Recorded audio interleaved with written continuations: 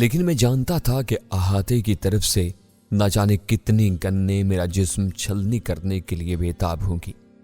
موڑ پر پہنچ کر میں ٹھہر گیا اور بے بجلی کے کوندھی کی مانند جھانک کر احاطے کی طرف دیکھا اور گردن پیچھے ہٹا لی۔ اس لمحہ بھر کے عرصے میں مجھے وہاں ایک جیپ کے سوا کچھ بھی نظر نہیں آ سکا۔ چند لمحوں کے اس لمحاتی منظر کی جزویات میرے ذہن تک پوری طرح منتقل ہو گئی تھی۔ وہ جیپ نہ صرف متحرک تھی بلکہ اس کا رخ راہداری کی طرف تھا۔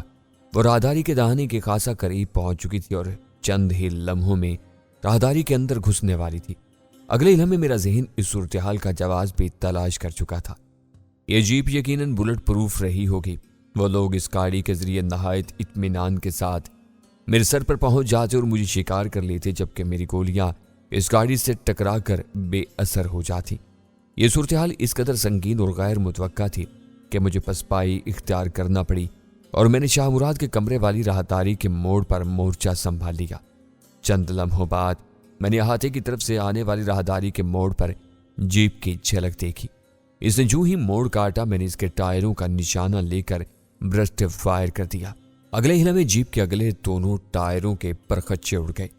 جیپ کی رفتار بہت ہلکی تھی، اس کے باوجود وہ دھیرے سے لہرائی اور راہداری کے کونے سے رگڑ کھا کر ساکت ہو گئی۔ میں نے گاڑی کی ڈرائیونگ سیٹ اور فرنٹ سیٹ پر براجمان افراد کے چہرے پر بدحوازی کی جھلک دیکھی۔ وہ اس ناگہانی صورتحال کے لیے بالکل تیار نہیں تھے۔ وہ مجھ پر گولیاں چلانے کی پوزیشن میں نہیں تھے، جبکہ میری کلاشنکوف کا بھیانک دھانا ان کی جانب تھا۔ تاہم میں نے گولی چلانے کی کوشش نہیں کی۔ میرے پاس ایمونیشن بے حد محدود تھا۔ میں ایک بھی گولی ضائع کرنے کا متحمل نہیں ہو سکتا تھا۔ جب تک وہ جیپ کے اندر تھے میں ان کا کچھ بھی بگاڑ نہیں سکتا تھا۔ میرے دیکھتے ہی دیکھتے اگلی سیٹوں پر موجود دونوں افراد جیپ کے عقبی حصے کی طرف گئے اور میری نظروں سے اوجھل ہو گئے۔ وہ یقیناً اپنے ساتھیوں سمیت جیپ کے عقبی دروازے سے فرار ہو گئے تھے۔ میں نے راہداری کے سنگم پر پھنسی جیپ کا بغور جائزہ لیا۔ اس جیپ نے راہداری کا نصف سے زیادہ حصہ گھیر رکھا تھا۔ اگر میں پھرتی کا مظاہرہ کرتا تو محض ایک جست میں وہ خطرناک حصہ پار کر کے راہداری کے دوسری طرف والے حصے میں پہنچ سکتا تھا۔ اس صورتحال کا احساس میرے دشمنوں کو بھی ہو چکا تھا، کیونکہ انہوں نے اچانک فائرنگ شروع کر دی تھی اور ان کی تمام گولیاں اسی 1.5-2 گز چوڑے حصے سے گزر رہی تھی۔ ایک طرح سے یہ راہ میرے لیے پوری طرح مسدود ہو چکی تھی۔ گولیوں کی بارش میں اتنا تسلسل تھا کہ زندہ سلامت اس خطے کو پار کرنا جوئے شیر لانے کے مترادف نظر آ رہا تھا۔ لیکن مسئلہ یہ تھا کہ ٹائم بم پھٹنے کا لمحہ بھی سر پر آن پہنچا تھا۔ اگر میں مزید توقف کرتا تو شاید میری ہڈیاں بھی دھول بن کر فضا میں تحلیل ہو جاتی۔ نہ ہونے کے برابر ہی صحیح، راہداری پار کرنے میں بچ نکلنے کا کچھ تو امکان موجود تھا۔ اس کے علاوہ کوئی چارہ بھی تو نہیں تھا۔ میں نے خود کو گولیوں کی بارش پار کرنے کے لیے ذہنی طور پر تیار کیا اور راہداری کے سنگم کی طرف بڑھا۔ خاصی کوشش کے بعد میں نے ایک ایسا زاویہ تلاش کر لیا جس سے فائر کر کے میں راہداری کی چھت پر نصب لائٹس کو ایک برسٹ میں تباہ کر سکتا تھا۔ میں نے ٹریگر پر دباؤ بڑھا دیا۔ گولیوں کے بوچھاڑ نے اپنی کارروائی بھرپور انداز میں مکمل کی اور اس کے ساتھ ہی راہداری میں گہری تاریکی کا غلبہ ہو گیا۔ اس اچانک تبدیلی نے فائرنگ کرنے والوں کو بوکھلا دیا تھا اور ان کی فائرنگ کا تسلسل لمحاتی طور پر منقطع ہوا، لیکن قبل اس کے کہ میں اس موقع سے فائدہ اٹھا پاتا، فائرنگ کی شدت میں ایک بار پھر اضافہ ہو گیا اور پھر ہر گزرتے لمحے کے ساتھ فائرنگ شدید سے شدید تر ہوتی چلی گئی۔ سوچنے سمجھنے اور انتظار کرنے کی مہلت پہلے ہی ختم ہو چکی تھی۔ میں نے اپنے جسم کو تولا اور پوری قوت سے گولیوں کی بوچھاڑ میں جست لگا دی۔ اگلے لمحے میں راہداری کے پار پختہ فرش پر جا گرا۔ میں خاصی دور تک لڑکتا چلا گیا تھا۔ میں نے خود کو سنبھالنے کی کوشش کی، تب مجھے احساس ہوا کہ میری بائیں ٹانگ گولیوں کی زد میں آ چکی ہے۔ نہ جانے 1 2 یا کتنی گولیاں میری پنڈلی میں چھید کر گئی تھیں۔ خون اتنی تیزی سے بہہ رہا تھا کہ محض چند لمحوں میں میرے ذہن پر اندھیروں کا غلبہ ہونے لگا تھا۔ میں نے کلاشنکوف کا سہارا لے کر کھڑا ہونے کی کوشش کی، لیکن اپنے ہی لہو سے پھسل کر چاروں شانے چت گر پڑا۔ میں نہ جانے کتنی دیر بے حس و حرکت سرد فرش پر پڑا رہا۔ عجیب خوابناک سی کیفیت تھی، جس میں روئی کے کالوں سے بھی زیادہ ہلکا محسوس ہو رہا تھا۔ ایک ہی خواہش دل پر غلبہ پا رہی تھی کہ یہ کیفیت گہری سے گہری ہوتی جائے اور میں نیند کی وادیوں میں کھو جاؤں۔ مدہوشی کی دھند اندھیرے میں تبدیل ہونے ہی والی تھی کہ ایک آواز نے میرے ذہن کی کسی دور افتادہ گوشے میں ہلچل سی پیدا کر دی۔ کوئی مجھے پکار رہا تھا، سیفل کہاں ہو تم؟ میں کب سے تمہاری راہ دیکھ رہی ہوں، آ جاؤ نا، کب تک انتظار کراؤ گے؟ اس آواز کو پہچاننے کے لیے مجھے اپنی یادداشت پر زور ڈالنے کی ضرورت نہیں تھی۔ کیا میں اپنی ہیر کو پہچاننے میں بھی غلطی کر سکتا تھا؟ میرا ذہن نیند کی آغوش میں جاتے جاتے بیدار ہو گیا۔ تب مجھے پہلی مرتبہ صحیح معنوں میں اپنی پنڈلی میں تکلیف کا احساس ہوا۔ ذہن کچھ سوچنے سمجھنے کے قابل ہوا تو صورتحال کی سنگینی کا احساس بھی پوری طرح بیدار ہو گیا۔ گولیوں کی بارش بدستور جاری تھی، جبکہ ٹائم بم بھی کسی بھی وقت پھٹنے والا تھا۔ اس کے بعد میری زندگی کی کہانی اپنے انجام تک پہنچا تھی۔ موت کا ذائقہ تو ہر ایک کو چکھنا ہوتا، لیکن ایسی بے کسی کی عالم میں موت مجھے گوارا نہیں تھی۔ میں نے اپنی تمام بچی کچھ توانائی یکجا کی اور دیوار کا سہارا لے کر کھڑا ہونے میں کامیاب ہو گیا۔ البتہ جھک کر کلاشنکوف اٹھانے کی ہمت نہیں کر سکا، شاید میں اسے استعمال بھی نہ کر پاتا، لہٰذا میں نے اسے نظر انداز کر دیا اور دیوار کے سہارے سرنگ کی طرف بڑھنے لگا۔ پاؤں کی حالت اس قدر تباہ ہو چکی تھی کہ میں اسے زمین پر ٹکانے کے قابل بھی نہیں رہا تھا۔ خون کے اخراج میں حیرت انگیز طور پر خاصی کمی آ گئی تھی، لیکن پہلے ہی اتنا خون ضائع ہو چکا تھا کہ میں نچڑ کر رہ گیا تھا۔ سرنگ تک محض چند قدموں کا فاصلہ میرے لیے کوسوں کی مسافت بن گیا۔ خدا کر کے یہ کٹھن مرحلہ طے ہوا تو طویل سرنگ ایک چیلنج بن کر میری نظروں کے سامنے آ گئی۔ میرا اندازہ تھا کہ سرنگ میں کم از کم 150-200 گز کا فاصلہ طے کر کے ہی میں خود کو دھماکے کی زد سے باہر تصور کر سکوں گا۔ البتہ مجھے قطعاً یقین نہیں تھا کہ میں بم پھٹنے سے پہلے اتنا طویل فاصلہ طے کر پاؤں گا، اور میری توانائیوں کا تیزی سے ختم ہوتا ذخیرہ وہاں تک میرا ساتھ بھی دے پائے گا یا نہیں۔ تاہم میں نے تمام اندیشوں کو ذہن سے جھٹک دیا اور قدم بقدم آگے گھسٹنے لگا۔ ہر قدم کے بعد مجھے دم لینے کے لیے سرنگ کی دیوار کا سہارا لے کر رکنا پڑتا تھا اور دوبارہ پیش قدمی کا آغاز کرنا پڑتا۔ ایک کڑی آزمائش بن جاتا تھا، لیکن میں نے تمام تر قوت مدافعت سے کام لیتے ہوئے آگے بڑھنے کا سلسلہ جاری رکھا۔ یہ الگ بات تھی کہ میری رفتار بہت سست تھی، جبکہ مہلت ختم ہو چکی تھی۔ میں نیم بے ہوشی کے عالم میں اندھیری سرنگ میں نہ جانے کتنا فاصلہ طے کر پایا کہ زلزلے کے زبردست جھٹکے نے مجھے زمین سے کئی فٹ اوپر اچھال دیا تھا۔ ہولناک گڑگڑاہٹ نے سماعت مفلوج کر ڈالی تھی۔ میں منہ کے بل زمین پر گرا، اس کے ساتھ ہی سرنگ کی چھت سے مٹی اور پتھر میرے جسم پر پڑنے لگے۔ اگلے چند لمحوں میں سرنگ کی چھت بیٹھنے والی تھی اور میرے وجود میں توانائی کی اتنی رمق بھی باقی نہیں رہی تھی کہ اٹھ کر بیٹھ جاتا۔ میرا جسم مٹی اور پتھروں کے ڈھیر میں دبتا چلا گیا۔ پھر ایک بڑا سا پتھر میری کھوپڑی کے عقبی حصے سے ٹکرایا اور میں رہے سہے ہوش و آواز سے بھی محروم ہو گیا۔ میرا ذہن عمیق اندھیری کھائی میں ڈوبتا چلا گیا۔ کہا جاتا ہے کہ خدا جسے زندہ رکھنا چاہے اسے کوئی زندگی چھین نہیں سکتا۔ میرے رب کریم کو میری زندگی مقصود تھی، چنانچہ شدید زخمی ہونے اور سرنگ کے ملبے میں دبنے کے باوجود میں زندہ رہا۔ مجھے ہوش آیا تو میں نے خود کو ڈاکٹر صنم کے گھر میں ایک آرام دہ بستر پر دراز پایا۔ یہ محض اتفاق ہی تھا کہ اس وقت کمرے میں میرے علاوہ کوئی نہیں تھا، لہٰذا مجھے اپنی ذہنی حالت درست کرنے اور صورتحال سمجھنے کا موقع مل گیا۔ میں ایک بار پھر موت کو شکست دینے میں کامیاب ہو چکا تھا۔ اس عظیم احسان پر میں نے اپنے خالق و مالک کا تہ دل سے شکریہ ادا کیا۔ یہ سوچ کر میرا دل خوشی سے جھوم اٹھا کہ میں شاہ مراد کا ناقابل تسخیر اڈا نیست و نابود کرنے میں کامیاب ہو چکا ہوں۔ سرنگ میں جس قدر زبردست پہنچال آیا تھا، اس سے یہ اندازہ لگانا مشکل نہیں تھا کہ ان بموں نے مل کر اس اڈے کی اینٹ سے اینٹ بجا ڈالی تھی۔ مجھے یہ فکر تھی کہ صدیقی شاہ مراد کو ساتھ لے کر صحیح سلامت سرنگ سے نکلنے میں کامیاب ہو پائے تھے یا نہیں۔ اس کے علاوہ مجھے یہ تجسس بھی تھا کہ میں سرنگ میں زندہ بچ نکلنے میں کیوں کر کامیاب ہو سکا تھا۔ میں نے بستر پر لیٹے لیٹے اپنے جسم کا جائزہ لیا۔ حیرت انگیز طور پر مجھے اپنے جسم پر کوئی زخم نظر نہیں آیا، حتیٰ کہ گولیوں کی زد میں آنے والی ٹانگ ہلانے میں بھی مجھے کوئی تکلیف نہیں ہوئی۔ میں نے اٹھنے کی کوشش کی، جس میں کامیاب تو ہو گیا، لیکن میرا سر بری طرح چکرانے لگا۔ یوں لگ رہا تھا جیسے میرے جسم کی قوت مجھ سے روٹ کر رہ گئی ہے۔ مجھے اپنے ہاتھ پیروں پر قابو پانے میں خاصی دیر لگ گئی۔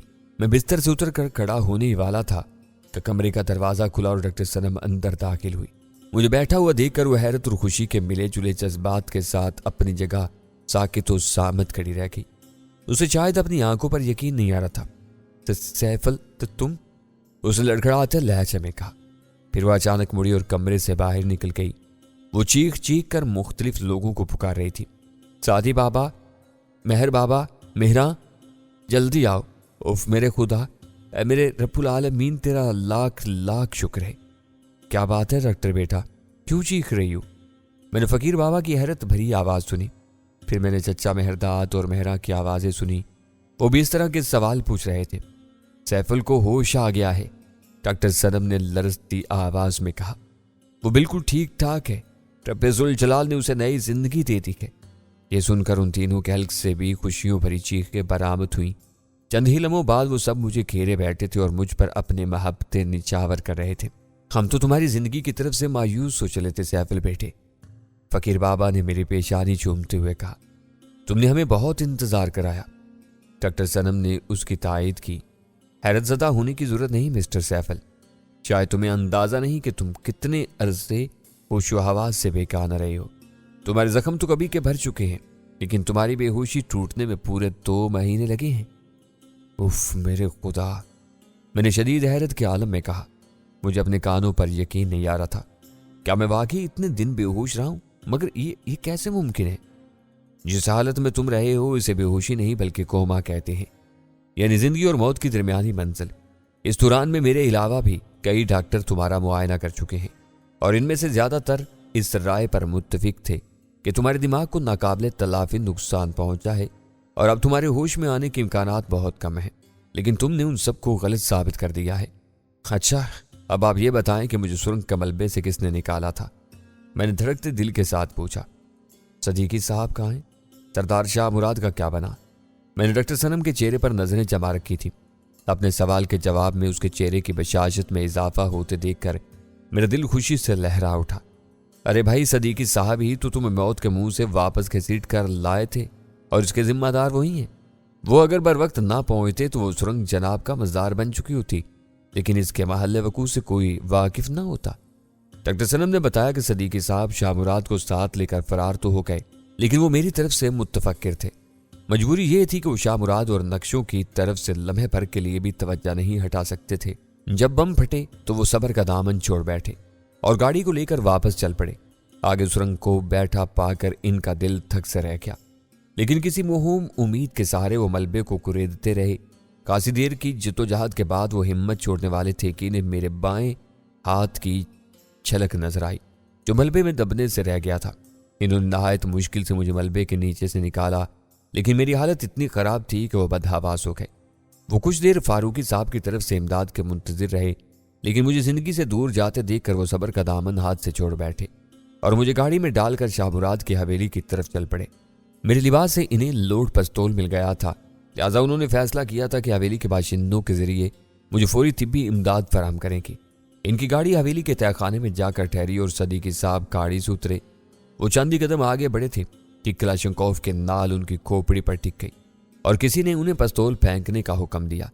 बेबसी के आलम में सदीकी ने उस हुक्म पर अमल किया। सदीकी को बेबस करने वाली शख्सियत एक नौजवान लड़की थी। उसने सदीकी से पूछा कि वो कौन है और वहां क्यों आया है। सदीकी को जवाब देने ही वाले थे कि इस लड़की ने गाड़ी में मुझे और शाह मुराद को देख लिया। मेरी यह हालत देखकर उस पर जनून तारी हो गया और उसने सदीकी से पूछा कि मेरी सहालत का जिम्मेदार कौन है। इस लड़की को मुझ पर मेहरबान पाकर पहले तो सदीकी को शदीद हैरत हुई, फिर इसे याद आ गया कि मैंने उसे बताया था मैं शाह मुराद की बेटी नसीम की मदद से शाह मुराद के अड्डे तक पहुंचा था। सदीकी ने उसे नसीम कहकर मुखातिब किया और फिर सारी सूरत हाल से उसे आगाह कर दिया। नसीम फौरन ही मुझे तिब्बी इमदाद फराम करने के लिए सरगर्म अमल हो गई। वो मेरे पाँव की पट्टी करके फारिग हुई ही थी कि तहखाने में खतरे का सायरन बज उठा। नसीम ने बताया कि यह सायरन इस वक्त बजता है जब बाहर से हवेली पर हमला किया गया हो। सदीकी ने उसे बताया कि यह कार्रवाई फारूकी और उसके साथियों की हो सकती है। कुछ ही देर गुजरी थी कि सुरंग में से बहुत से लोगों की दौड़ने की आवाजें सुनाई देने लगीं। सदीकी और नसीम हथियार संभाल कर मोर्चा बंद हो गए, लेकिन वो लोग फारूकी के मातहत साबित हुए। सदीकी ने अपना तारुफ कराया तो वो लोग इन्हें पहचान गए। उन्होंने वायरलेस पर फारूकी और सदीकी की बात कराई। सदीकी ने उसे मेरी अबतर हालत से आगाह किया तो फारूकी ने उन्हें इसी गाड़ी में मुझे और शाह मुराद को डालकर सुरंग में आगे बढ़ने की हदायत की। सदीकी ने नसीम को भी साथ ले लिया था। कुछ देर बाद हम सुरंग के उस खुले हिस्से तक पहुंच गए जहां से फारूकी के साथ ही सुरंग में दाखिल हुए थे। हम सबको एक तेज रफ्तार गाड़ी में शहर रवाना कर दिया गया। शाह मुराद और उसके नक्शों को तहवील में ले लिया गया। میرے باقاعدہ علاج کا سلسلہ شروع ہوا۔ نسیم کو صدیقی اپنے ساتھ اسلام آباد لے گئے تھے کیونکہ اسے شاہ مراد کے خلاف ایک اہم گواہ کی حیثیت حاصل تھی۔ ویسے بھی صدیقی نے اسے اپنی بیٹی بنا لیا تھا۔ صدیقی صاحب نے شاہ مراد کے بارے میں مزید کوئی اطلاع دی ہے؟ میں نے پوچھا۔ ڈاکٹر صنم نے اس بات میں اپنی گردن ہلا دی۔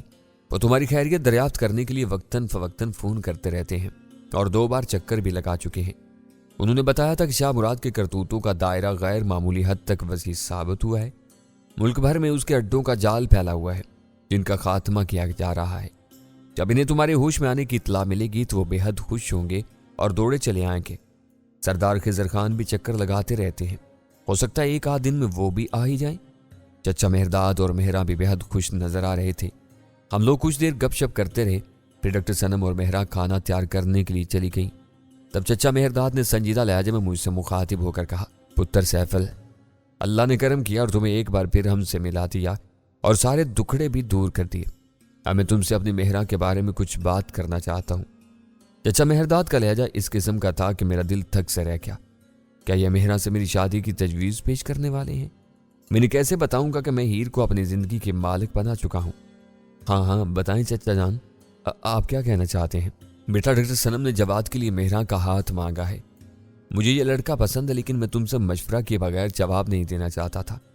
تم مہرا کے بڑے بھائی ہو، اس کا برا بھلا بہتر سمجھتے ہو۔ میں نے اطمینان کی گہری سانس لی۔ چچا جان، جواد مجھے بہت اچھا لگتا ہے، بہت سلجھا ہوا نوجوان ہے، میرا خیال ہے ہماری مہرا کے لیے بہت مناسب رہے گا۔ فقیر بابا نے بھی ہماری رائے سے اتفاق کیا اور طے پایا کہ اس رشتے کی حامی بھر لی جائے۔ کچھ دیر بعد جواد بھی آ گیا۔ ڈاکٹر صنم نے فون کے ذریعے اسے میری صحتیابی کی خوشخبری سنا دی تھی۔ وہ حسب معمول نہایت گرم جوشی اور خلوص سے ملا۔ اس نے فقیر بابا کی ہدایت کے مطابق مجھے ورزش کرائی اور پھر نہایت ماہرانہ انداز میں سرسوں کے تیل سے میرے جسم کے پٹھوں کی مالش کی۔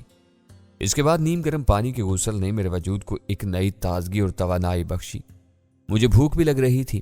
کھانا تیار تھا، سب نے مل کر کھانا کھایا۔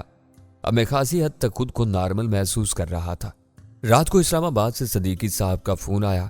میری آواز سن کر وہ خوشی سے باغ باغ ہو گئے تھے۔ میں شاہ مراد کے بارے میں پوچھنا چاہتا تھا لیکن احتیاط کے تقاضوں کے پیش نظر میں اس کا نام زبان پر نہیں لایا۔ صدیقی صاحب میری کیفیت سے بخوبی واقف تھے۔ انہوں نے چند دن بعد آنے کا وعدہ کیا۔ میرے پاس تمہارے لیے بہت سی دھماکہ خیز خبریں ہیں، بس چند دن انتظار کر لو۔ 2 دن تک ورزش اور مالش کا سلسلہ جاری رہا، حتیٰ کہ میں خود کو بالکل فٹ اور نارمل محسوس کرنے لگا۔ تب ایک روز خضر خان بھی آ گیا۔ اس نے دیر تک مجھے سینے کے ساتھ لپٹائے رکھا۔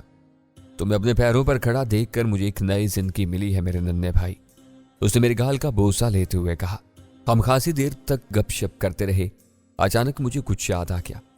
خضر بھائی، آپ جانتے ہیں میں جس ٹرک پر چھپ کر فرار ہوا تھا، اس کے ڈرائیور غلام مصطفیٰ اور اس کے کلینر کو نہایت بے دردی سے قتل کر دیا گیا تھا اور میں محض اتفاق نہیں بچ پایا تھا۔ مجھے یقین ہے آپ کے کارندوں میں سے کسی نے میرے فرار کی خبر شاہ مراد کے کارندوں تک پہنچائی تھی۔ تمہارا یقین بالکل درست ہے سیفل۔ غلام مصطفیٰ کے قتل کی اطلاع ملتے ہی میں نے اس بدبخت کو ڈھونڈ نکالا تھا اور اسے عبرتناک سزا دی تھی۔ وہ کون تھا خضر بھائی؟ میرا سوال سن کر اس نے شدید دکھ کے اظہار کے طور پر گردن جھکا لی۔